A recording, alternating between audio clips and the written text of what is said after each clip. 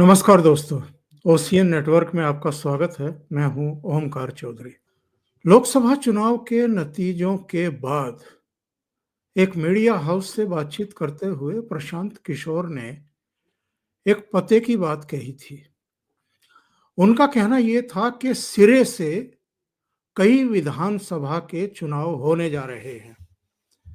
हरियाणा का होने जा रहा है, महाराष्ट्र का, जम्मू कश्मीर का, झारखंड का, दिल्ली का, और उसके बाद भी 3 और नाम गिनाए थे प्रशांत किशोर ने, जिनमें असम था, पश्चिम बंगाल था और तमिलनाडु था। और ये लोकसभा चुनाव के बाद अगले 2-2.5 साल के भीतर होने वाले राज्यों के चुनाव थे। उनका कहना ये था कि मोदी जी की ये सरकार, जिसको बहुत सारे लोग अल्पमत की सरकार कह रहे हैं और ये कह रहे हैं कि कभी भी गिर जाएगी, तो वो टिकाऊ रहेगी, 5 साल का अपना कार्यकाल पूरा करेगी। ये इस पर डिपेंड करेगा कि ये जो आने वाले 6 राज्यों के चुनाव हैं, 7 राज्यों के चुनाव हैं, इनमें भारतीय जनता पार्टी का परफॉर्मेंस कैसा रहेगा और कितने राज्य वो जीत सकती है। इसके ऊपर डिपेंड करेगा कि ये सरकार 5 साल चलेगी या बीच में गिर जाएगी। क्योंकि अगर सिरे से उसने राज्यों के चुनाव हारने शुरू कर दिए, तो फिर नीतीश बाबू को भी सोचना पड़ेगा, चंद्रबाबू नायडू को भी सोचना पड़ेगा। हो सकता है चिराग पासवान जैसे छोटे दल भी फिर सोचने लगें कि इनके साथ रहने में फायदा है या नहीं। अब साहब देखिए, 5 राज्यों के चुनाव हो चुके हैं। जम्मू कश्मीर, हरियाणा, महाराष्ट्र, झारखंड और दिल्ली। इनमें से 3 राज्य सिरे से भारतीय जनता पार्टी ने जीते हैं। हरियाणा में सरकार बना ली, महाराष्ट्र में अपना मुख्यमंत्री, दिल्ली में भी अपना मुख्यमंत्री बनने जा रहा है। जम्मू कश्मीर और झारखंड में भी उसने अपनी ताकत बढ़ाई है। और अब सामने किस राज्य का चुनाव है? बिहार का। तो बिहार पर ही चर्चा करने के लिए मेरे साथ सीधे पटना से जुड़ रहे हैं लाइव हूँ, ओमकार सर के साथ करता हूँ कॉल, 9:30 में लगेगा। अभिषेक तिवारी। तो अभिषेक जी के साथ चर्चा को आगे बढ़ाते हैं। अभिषेक जी, बहुत स्वागत है आपका। नमस्कार। बहुत बहुत बहुत धन्यवाद सर। नमस्कार, आपके सभी दर्शकों को प्रणाम, नमस्कार, जय श्री राम। तो पीके की बात से ही मैंने शुरुआत की है अपने कार्यक्रम की। वो भी बिहार से आते हैं और जी। 2025 के इस इलेक्शन को लेकर के उम्मीद से भी है। उन हम्म, उम्मीदों पर कितना खरा उतरेंगे तो बिहार की जनता बताएगी। कोशिश तो वो कर रहे हैं, हाथ पैर तो मार रहे हैं। लेकिन जी। मेरा सवाल ये है कि सिरे से 3 राज्य जीत करके 5 में से भारतीय जनता पार्टी ने बता दिया है कि 2024 के लोकसभा चुनाव में जो थोड़ा सा झटका लगा था वो उससे उबर चुकी है। जनता ने जो कमी बेसी रह गई थी उसको जैसे पूरा करने की ठान ली है। एक प्रायश्चित का भाव लोगों में था।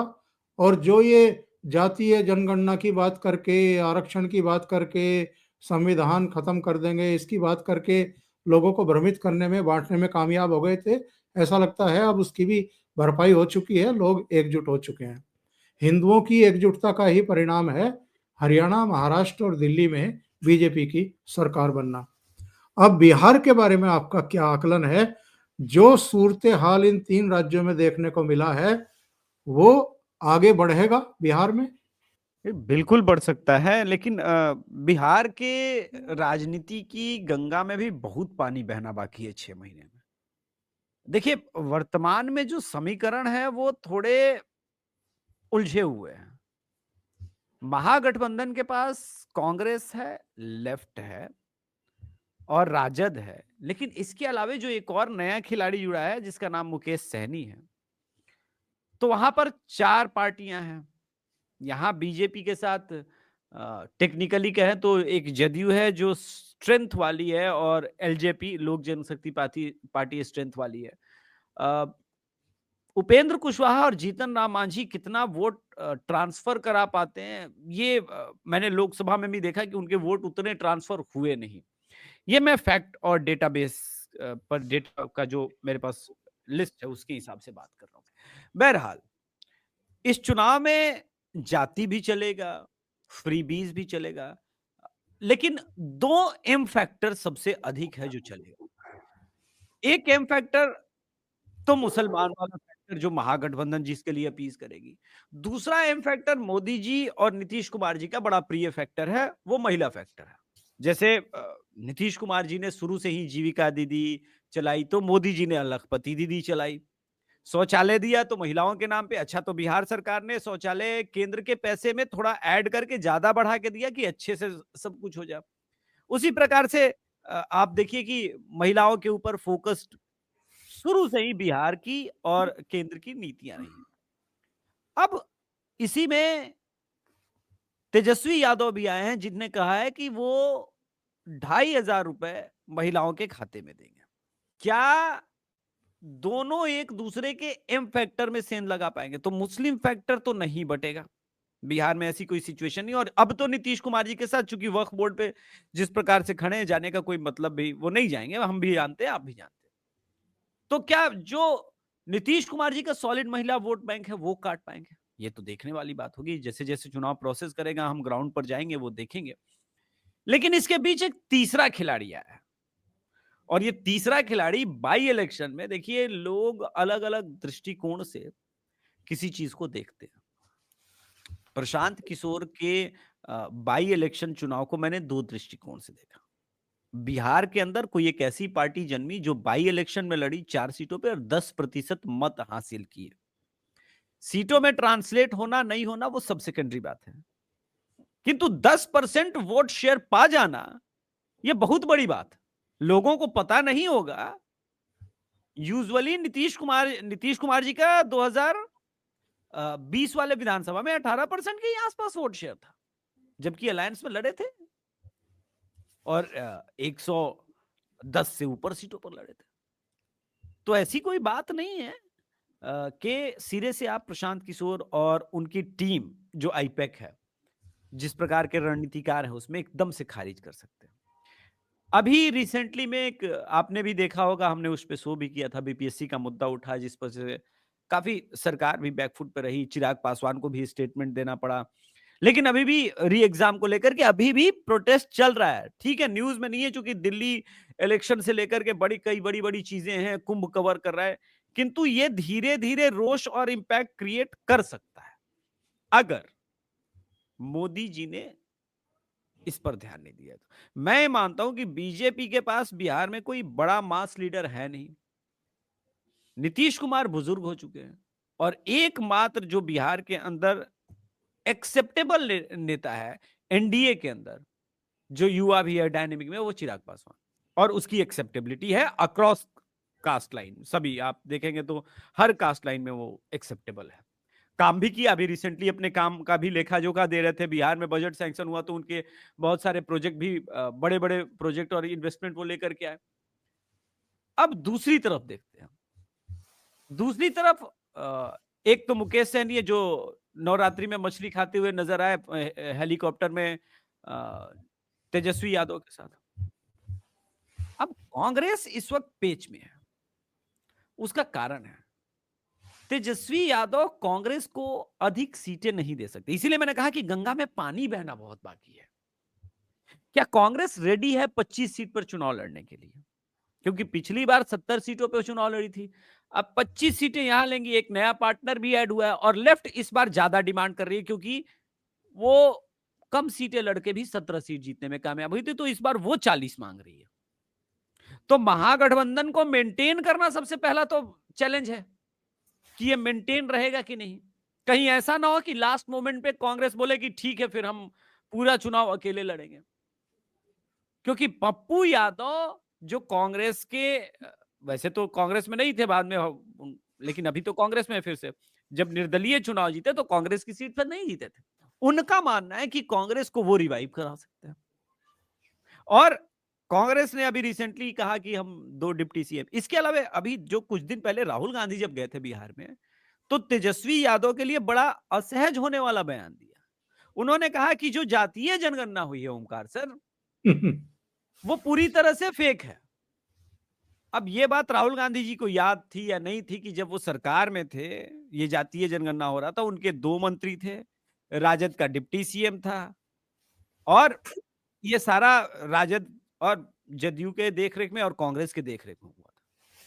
तो ये अपने ही पार्टी और अपने ही सबसे क्लोज अलायंस के ऊपर राजद का इसमें सबसे बड़ा रोल था। ये कहना कि जातीय जनगणना राजद ने फेक कराया है, ये असहज होने वाली स्थिति है। जी। लेकिन जम्मू कश्मीर के इलेक्शन में 90 में से 6 सीटें जीतना, वो भी सारे मुस्लिम, एक भी हिंदू नहीं। हरियाणा में 37 पर अटक करके रह जाना, महाराष्ट्र में तो और भी बुरा हाल होना, और दिल्ली में छठी बार खाता भी नहीं खोलना। 2014 में शून्य, 2015 में शून्य, 2019 में शून्य, 2020 में शून्य, 2024 में शून्य, 2025 के विधानसभा चुनाव में शून्य। झारखंड में भी 16 सीटें। ऐसे में कांग्रेस अगर ये इस गलतफहमी में रहे कि बिहार में इस बार भी आरजेडी उसको 70 सीटें दे देगी चुनाव लड़ने के लिए, और उसमें से कितनी जीती थी? 19 जीती थी। जी। तो 70 सीटों की अपेक्षा लेकर के अगर ये महागठबंधन में जाएंगे तो महादुर्गति को ही प्राप्त करेंगे ये भी, और महागठबंधन का हाल भी यही होगा। तो ऐसे में क्या लालू और तेजस्वी कांग्रेस को साथ लेकर के चलना चाहेंगे? अब ये तो देखने वाली बात है। मैं नहीं मानता कि ये 60-70 से नीचे कॉम्प्रोमाइज करेगी कांग्रेस। उसका कारण है सर, अभी उसने बताया दिल्ली में, वो कह रहे हैं कि भैया ठीक है बीजेपी जीती है, लेकिन केजरीवाल को हराने में बीजेपी से ज्यादा हमारा रोल है। पॉलिटिक्स तो बिहार में ऑलरेडी अगले ही दिन से शुरू हो गई। अच्छा, कांग्रेस के कई नेता पहले से ही बोल रहे हैं कि इस बार हमारी सरकार बनी तो 2-2 डिप्टी सीएम हमारे होंगे। अरे भाई साहब, अभी तो खिचड़ी के लिए सूतना आपने न दाल डाला है, न चावल डाला है, न पानी डाला है, दिया भी नहीं जला है जिस पे बीरबल की खिचड़ी आप बनाना चाहते हैं। हैं? सूतना कपास जुलाहे से लट्ठम लट्ठा। हाँ, सूत न कपास जुलाहे से लट्ठम लट्ठा, बात वही है।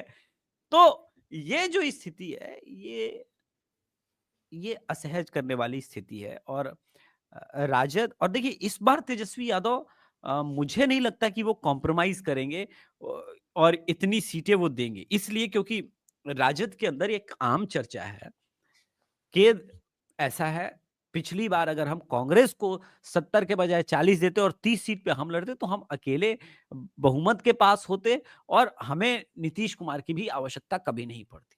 अब उस दूसरी बात क्या है, मेरे पास भी कंफर्म सोर्सेस है कि मुकेश सहनी को उन्होंने कहा कि आप हमारे साथ रहेंगे तो जब हम सरकार बनाएंगे आपको डिप्टी सीएम बनाएंगे। वो इसलिए भी कि मुकेश सहनी के पास अपना हेलीकॉप्टर है, तो चुनाव प्रचार प्रसार करने में आसानी हो जाती है।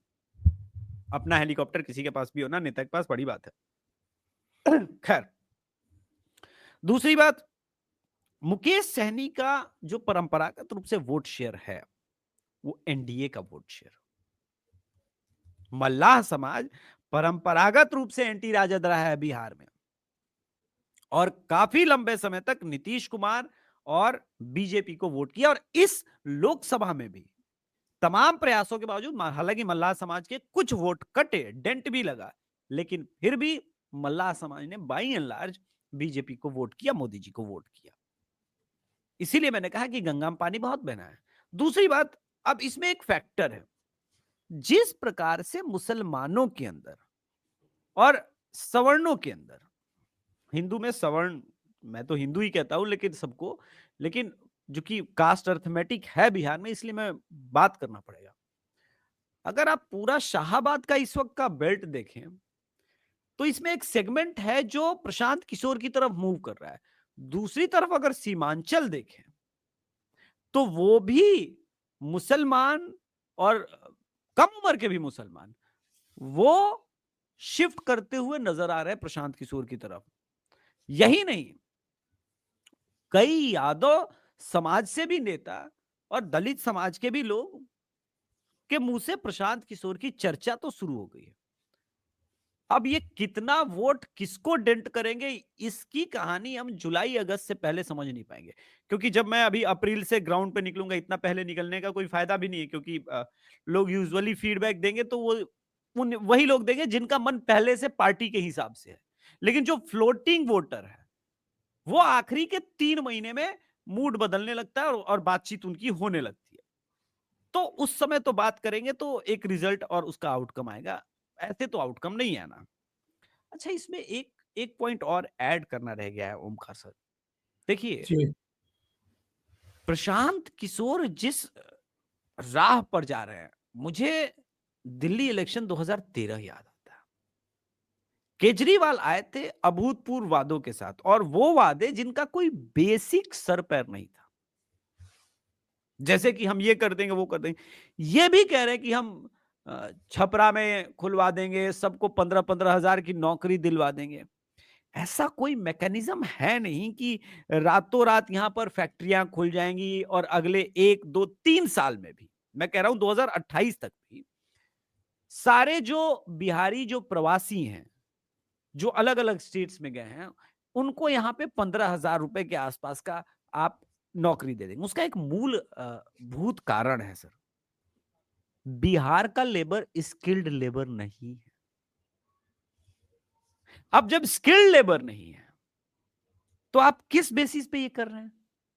मान लीजिए कोई साड़ी के फैक्ट्री में काम करता है, कोई मजदूरी करता है, कोई रिक्शा चलाता है, तो आप बिहार में 15,000 की उसकी रोजगार का जुगाड़ कैसे करेंगे?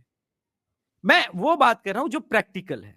इस कमाल की बात है, चूंकि मीडिया प्रश्न नहीं पूछती। दूसरे जो उनके दावे हैं, देखिए, जो उनका पिच है सेकुलरिज्म का, वो बिल्कुल वैसा ही है जैसा कि अरविंद केजरीवाल कर रहा है। हिंदुओं के किसी भी मुद्दे पर वो बात करने से बचते हैं। जैसे मैंने एक प्रश्न कराने का प्रयास किया था, लेकिन उसका उत्तर नहीं मिला। मैंने अपनी टीम के लोगों को जब भेजा था कि आपका ये जो बांग्लादेशी इन्फिल्ट्रेशन है, जो इलीगल बांग्लादेशी इमिग्रेंट्स आ जाते हैं, इस पर क्या विचार है? उसको कैसे रोकेंगे?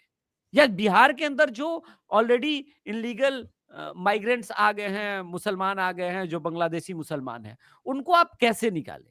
मैंने शब्द यूज किया है सर, बांग्लादेशी मुसलमान, बांग्लादेशी हिंदू नहीं, क्योंकि वो प्रताड़ित है। आप उनके लिए कुछ सोच सकते हैं, आपके पास ह्यूमन राइट्स भी है। लेकिन जो बांग्लादेशी मुसलमान है, जो इस देश में इस इरादे से आए हैं कि पीएफआई का सपोर्ट लेकर के कुछ ये कर लेंगे, फर्जी वोटर आईडी कार्ड बनवाते हैं, आधार कार्ड बनवाते हैं, और एक पूरा नेक्सस चल रहा है बिहार में। इसके रोकने का मैकेनिज्म आपके पास क्या है?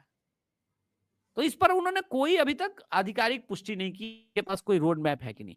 क्योंकि अगर ये कंटिन्यू रहा तो बिहार तो 5 साल, बिहार के पास मैक्सिमम 5 से 6 साल है। इसके बाद बिहार जो है वो बंगाल से भी बुरी स्थिति में आएगा। तब आप क्या करेंगे? तो ये महत्वपूर्ण मुद्दे हैं जिस पर बात होनी चाहिए, चर्चा होनी चाहिए। लेकिन प्रशांत किशोर बच रहे हैं, लेकिन कब तक बचेंगे? पीक चुनाव में कभी ना कभी तो अभिषेक तिवारी का माइक होगा और वो होंगे, तब पूछ लेंगे। जी, ये बताइए, अभी शो शुरू होने से पहले मैंने आपसे एक सवाल पूछा था कि प्रयागराज गंगा में डुबकी लगाने के लिए कौन-कौन गया है बिहार से? हम्म, मैंने तेजस्वी का नाम लिया, आपने कहा कि नहीं गया और हम्म, जाएगा भी नहीं। हाँ, नहीं मैंने गया। पूछा कि नीतीश कुमार गए क्या? आपने कहा कि उनकी हेल्थ कंडीशंस ऐसी हैं कि कह नहीं सकते कि वो जाएँगे कि नहीं जाएँगे। अभी तक तो नहीं गए। हम्म, लेकिन आपने खुद मुझे बताया था कि मैं 4 बार अब तक होकर के आ चुका हूँ नहीं, वो तो प्रयागराज, आप जानते हैं। जी, और माता-पिता को भी लेकर के गया, परिवार को भी लेकर के गया। आप जैसे बिहार में हज़ारों, लाखों लोग अब तक जाकर के डुबकी लगा चुके हैं, बिल्कुल। और कल तक का फिगर था 44 करोड़ लोग अब तक प्रयागराज जाकर के आस्था की डुबकी लगा चुके हैं। एक जन सैलाब सनातनियों का महाकुंभ में उमड़ रहा है, और ये हम्म, सबको दिखाई दे रहा है, हाँ, सबको दिखाई दे रहा है। सबको दे रहे हैं। ये ऐसा उभार, ऐसा ज्वार बहुत कम देखने को मिला है अभी तक देश में, जैसा इस समय महाकुंभ में प्रयागराज में देखने को मिल रहा है। चारों तरफ सड़कें जाम हैं, लोगों को रोका जा रहा है कि भाई अभी मत पहुंचो, वहां बहुत बुरी स्थिति हो गई है। सड़क तो आप जाम कर सकते हैं, लेकिन सॉरी आपको इंटरप्ट कर रहा हूं। मैंने कुछ दिन पहले सर ट्विटर पर एक अपने आरा जो होम टाउन है, उस आरा जंक्शन की फोटोग्राफ डाली थी। क्योंकि वो ऊपर से फोटोग्राफ लिया गया था। मुझे स्वयं को विश्वास नहीं हो रहा था, ऐसा लग रहा था कि मेरा पूरा जिला, पूरा शहर उस दिन रेलवे प्लेटफ़ॉर्म पे। और कल भी वही सिचुएशन था। मेरे चाचा-चाची, अपने चाचा-चाची, चूँकि हमारी जॉइंट फैमिली है, वो जब गए हैं तो अभी 20 किलोमीटर लंबा लाइन है और उनको आरा से नहीं अपनी ट्रेन पटना से पकड़ने जानी पड़ी और पटना जंक्शन इस वक़्त कोई यूजुअली दिल्ली जाने के लिए भी प्रयोग नहीं कर रहा है। सिर्फ जितनी, और ये ना भूलें कि प्रयागराज की डायरेक्ट रूट पर सबसे अधिक ट्रेन पटना से ही है। डायरेक्ट ट्रेन से सारी दिल्ली वाली ट्रेन वाया प्रयागराज जाती है और बिहार से तो सबसे अधिक दिल्ली की ट्रेन है और सब के सब जंक्शन पे आपको पांव रखने का जगह नहीं है। तो ये कास्ट अरिथमेटिक और ये इसका प्रभाव तो कुंभ का पड़ना ही पड़ना है। बस मेरा यही सवाल है कि बिहार में कुंभ का और ये जो हम जन सैलाब सनातनियों का उमड़ते हुए देख रहे हैं, जो भावनाएं देख रहे हैं, जिसने हरियाणा में भी गुल खिलाया है, महाराष्ट्र में भी, दिल्ली में भी गुल खिलाया है। योगी आदित्यनाथ का कटेंगे तो बटेंगे और प्रधानमंत्री का एक रहेंगे तो सेफ रहेंगे, ये अब लोगों के दिलो दिमाग में बैठ चुका है। और फिर महाकुंभ, आस्था की डुबकी, इसका कितना प्रभाव हम बिहार में देखेंगे होते हुए?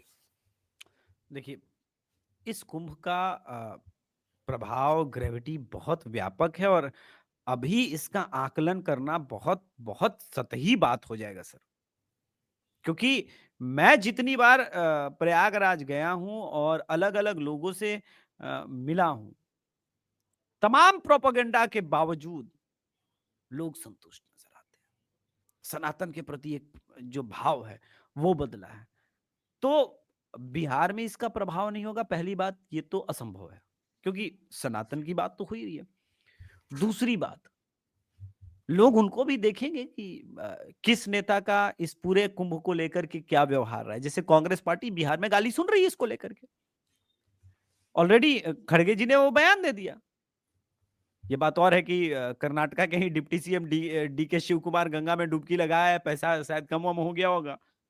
तो बिहार की जो वर्तमान परिस्थिति देखिए, बिहार में लेफ्ट महागठबंधन में उसके कोई नेता नहीं गए, मुकेश सहनी नहीं गए।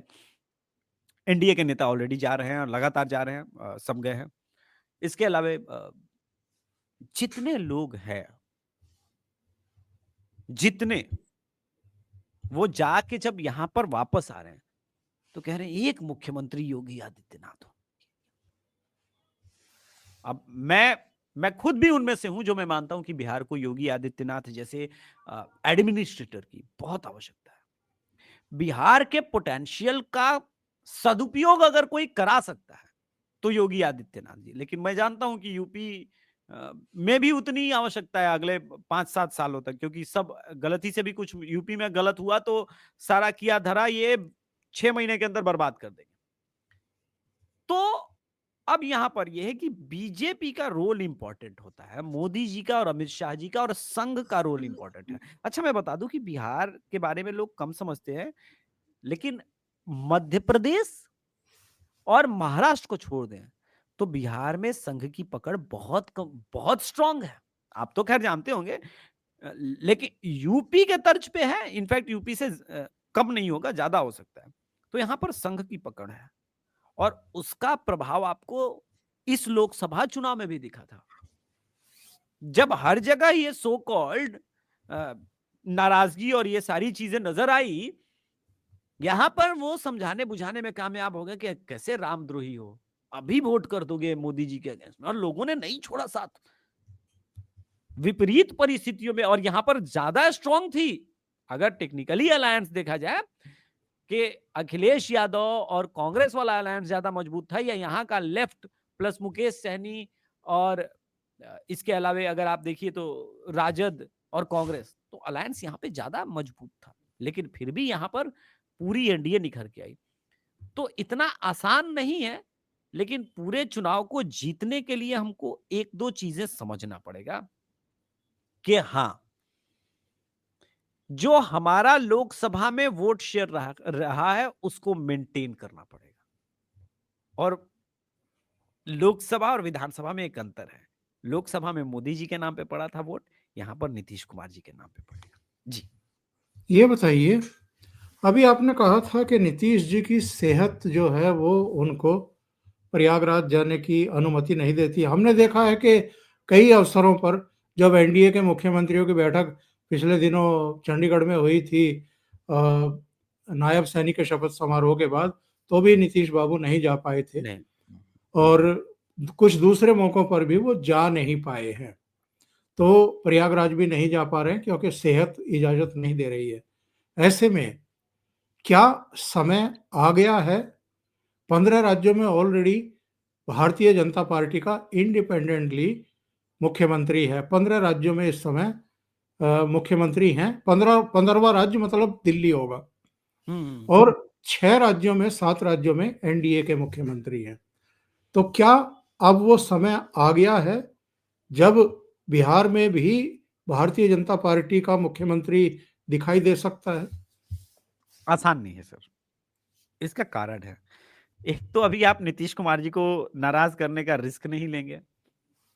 दूसरी बात, संभवतः इस चुनाव में, ये मेरा कंप्लीटली गेस वर्क नहीं है, मेरे पास जो फीडबैक है उसके आधार पर कह रहा हूं, नीतीश कुमार जी के पुत्र आपको लास्ट मोमेंट तक चुनाव में देख सकते हैं। उसका कारण ये नहीं है कि वो परिवारवाद करेंगे। उसका कारण ये है कि कुर्मी वोट को वो बाहर जाते हुए नहीं देखना चाहते। और वो मानेगा तभी जब एक नीतीश जी के इसमें वो रिप्लेसमेंट करेगा। पहली बात तो ये। तो सीएम तो वो फेस रहेंगे, उनके नेतृत्व पे चुनाव लड़ा जाएगा नहीं लड़ा जाएगा, सब सेकेंडरी बात है। क्योंकि अगर बीमार रहेंगे तो हो सकता है रैली के अंदर कुछ ऐसा बयान भी निकल जाए जो एनडीए को ज्यादा डेंट करे। ठीक है, तो अभी पहले सीट शेयरिंग से पता चल जाएगा कि ये लोग क्या सोच रहे हैं। अगर जदयू बीजेपी से ज्यादा, भले एक ही सीट ज्यादा मांगने पर अड़ गई, तो इसका मतलब है कि भाई, और बीजेपी के साथ पता नहीं नीतीश कुमार हार्ड बार्गेनर की तरह एक्ट करते हैं और बार्गेन करने में कामयाब भी होते हैं। ये उनका एक यूएसपी भी है और बीजेपी की शायद कमजोरी भी है, क्योंकि बीजेपी ने भी लोकल लीडरशिप डेवलप नहीं किया, और ये फैक्ट है सर। अब देखते हैं कि नीतीश कुमार जी के अभी तक तो जो पोस्टर्स हैं, जो अभी तक बिहार की परिस्थितियों का निर्माण हुआ है, जिस प्रकार से चीजें दिख रही हैं, अभी तक तो सब यही कह रहे हैं कि नीतीश कुमार जी के नेतृत्व में लड़ेंगे चुनाव। क्योंकि ये मैं नहीं कह रहा हूं, ये दिलीप जायसवाल जी का स्टेटमेंट है, जो कि भारतीय जनता पार्टी के बिहार के प्रेसिडेंट है।